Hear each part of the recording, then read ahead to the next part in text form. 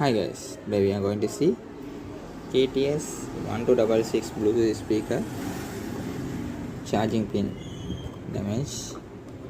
When we trying to plug the charger, it is inside have port damage.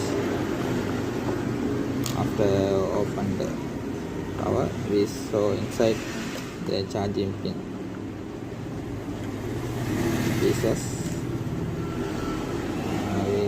Now we are going to replace this charging port. After repair the charging port, it is getting charged.